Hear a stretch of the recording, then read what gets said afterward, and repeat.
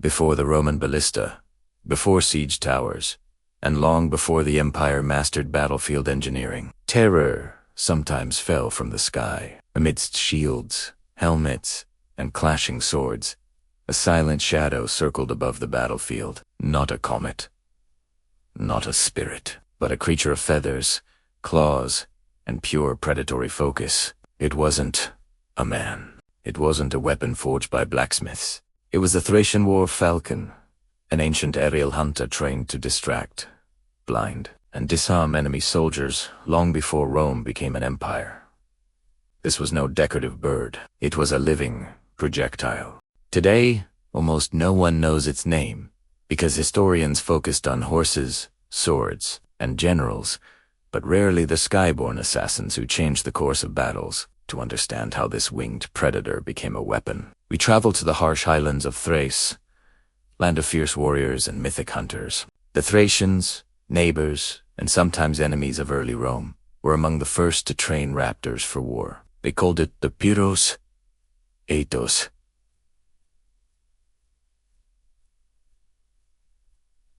The fire falcon, but this creature did not appear by accident. It was shaped by brutal terrain and harsher survival. These falcons hunted wolves, boars, even small deer.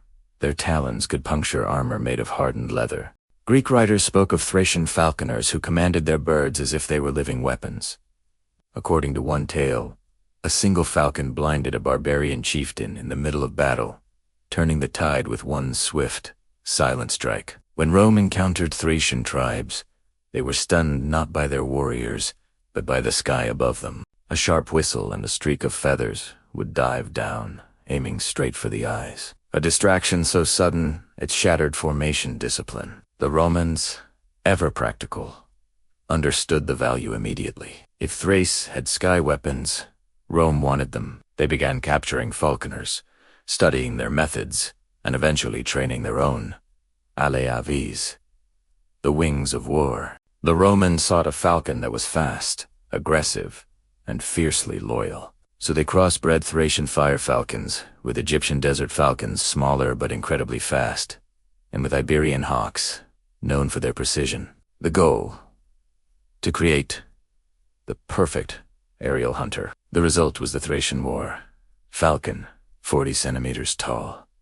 Razor claws, a hooked beak capable of tearing flesh, and eyesight strong enough to spot a soldier from 1.5 kilometers away. It was a hybrid killing machine, engineered for the battlefield. By the 2nd century BC, Roman spectacles grew more elaborate, and falcons joined the carnage in the arena. They were released to attack criminals, tear apart exotic birds brought from distant kingdoms, or perform deadly aerial tricks for cheering crowds. Unlike dogs, falcons did not rely on brute strength.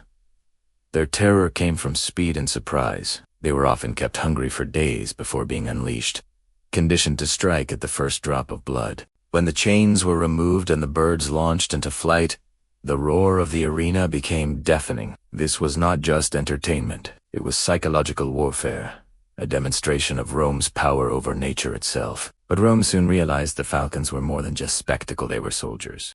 Tribes like the Dacians and Sarmatians used birds to create confusion, forcing legionaries to raise their shields and break formation. Rome responded by training their falcons not to strike at soldiers but at horses. A cavalry charge meant nothing if the horses panicked and scattered. The Thracian war falcon became an anti-cavalry weapon, diving at the eyes of war horses, forcing them to rear, buck, or collapse in terror. A whole cavalry unit could be neutralized by a small, highly trained squadron of birds. Just like a Roman soldier, the falcon underwent strict conditioning. It had to recognize its handler, obey whistle commands, attack only designated targets, and return immediately after the strike. A single mistake could kill a falcon instantly. One sword swing was enough, so trainers taught them to strike from angles human soldiers couldn't predict, diving from the sun or weaving between formations. Roman sources even mentioned falcons fitted with tiny bronze claw caps to increase their lethality, an ancient precursor to metal talons, designed for one purpose: to maim and disable. These winged warriors were not just a footnote in military history.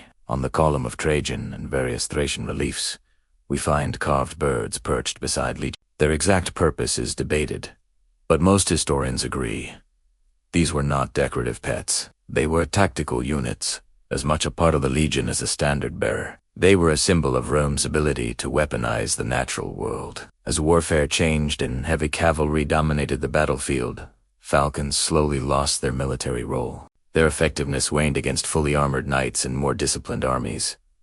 But soldiers never forgot them. Some handlers were buried with their birds, with inscriptions calling them faithful companions of war. Their legacy lives on. Modern falcon breeds like the Saker and Peregrine still carry the bloodline of those ancient Thracian sky warriors, a genetic echo of a time when battles were won not just on the ground, but in the sky. Now that you've heard the forgotten story of Rome's deadliest aerial weapon, Docenti, the Thracian War, falcon deserve a place in history beside the greatest soldiers of ancient Rome. Let me know what you think in the comments. Thanks for watching, and don't forget to subscribe for more hidden histories.